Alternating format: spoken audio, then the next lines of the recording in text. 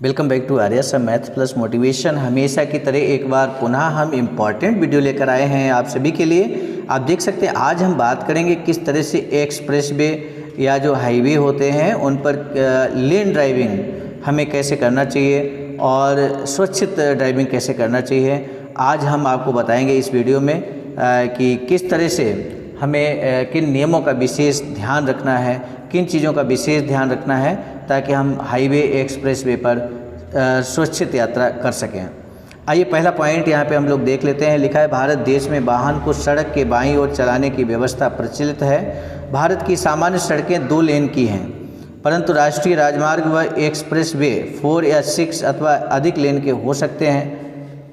विभिन्न सड़कों एवं उन पर बनी लेन के अनुसार चलने के निम्न नियम हैं।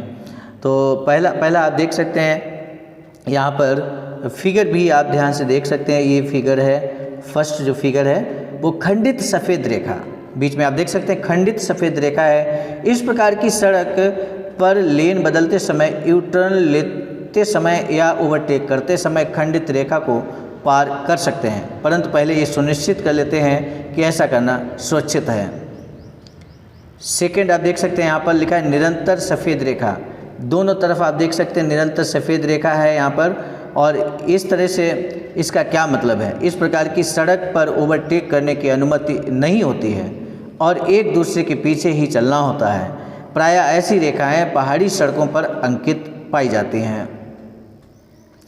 तीसरा है हेडिंग निरंतर पीली रेखा। आप देख सकते हैं ये फिगर जो थर्ड फिगर है उसमें आप बीच में पीली रेखा देख रहे हैं और इसका क्या मतलब है आइए समझते हैं।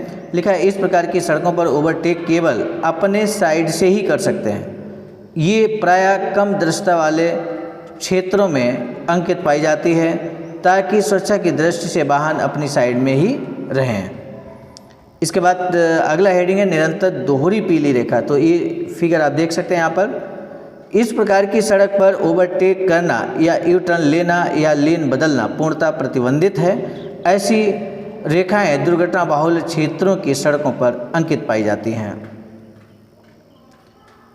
खंडित पीली रेखा, तो आप देख लीजिए यहाँ पर जो खंडित पीली रेखा है चौथे फिगर में, इस प्रकार की सड़क पर ओवरटेक करने और यू टर्न लेने के साथ साथ इस रेखा को पार कर दूसरी साइड भी जा सकते हैं, यदि ऐसा करना सुरक्षा की दृष्टि से उचित है।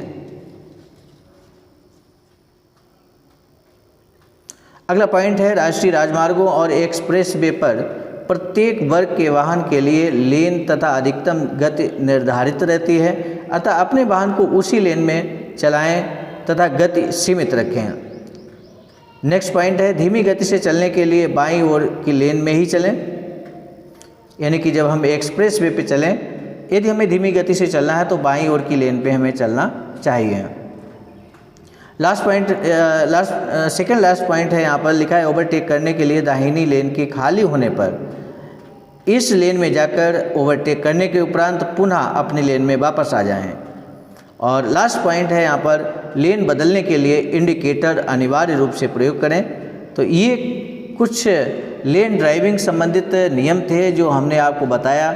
सड़क पर जो संकेतक होते हैं, चाहे वो निरंतर सफ़ेद रेखा हो या खंडित सफ़ेद रेखा हो, खंडित पीली रेखा हो, निरंतर पीली रेखा हो, इन सब के बारे में हमने बताया कहाँ किसका क्या मतलब है।